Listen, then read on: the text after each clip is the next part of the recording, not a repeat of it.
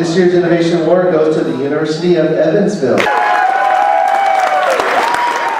This year's Canoe is one of the more innovative canoes that I've seen in the 13 years that our students have been working on this project. On our way to Nationals last year at Reno, we were just kind of talking in the truck and someone had brought up this Mythbusters episode where they dimpled a car to improve the gas mileage. We knew that fluid is both air and water, and so we decided to use the same idea for our concrete canoe.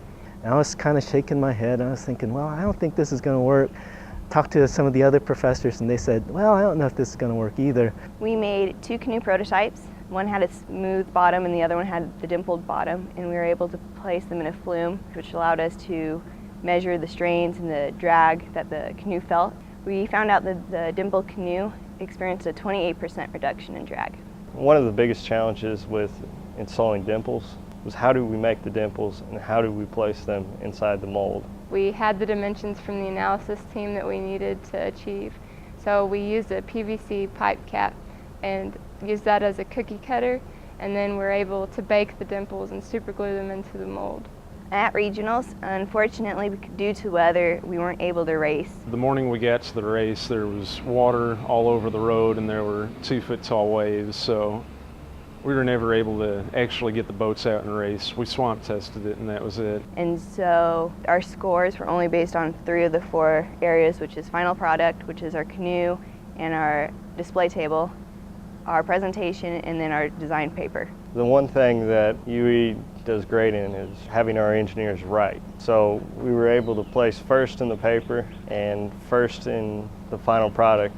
We won regionals, which is extremely exciting since that's only the 2nd time Wisconsin's ever been beat. It is extremely impressive for UE students to be at national for the past 3 years. We have a very small program. A lot of the other schools put in over 3,000 man-hours, and that's double what we have. We don't have the help that a lot of other schools have, or the funding even. We're against some big schools. Cal Poly has won the past 3 years. They have a really big team, and they work a lot of hours to create a really good product. We have a couple of schools from Canada that are really good as well, and they're fast in the water. The first day is mainly just show and tell, checking out our competition and seeing how we face up to them. Second day is presentation, which is a big part of the competition because you're basically selling your idea and your product. Third day is the race day. We have slaloms, there's co-ed races, and individual endurance and sprint races. I think race day is really exciting just because you get to see everyone's canoe and really the spirit of all the teams comes out. We're kind of a smaller school. We don't have the same pool of like paddlers.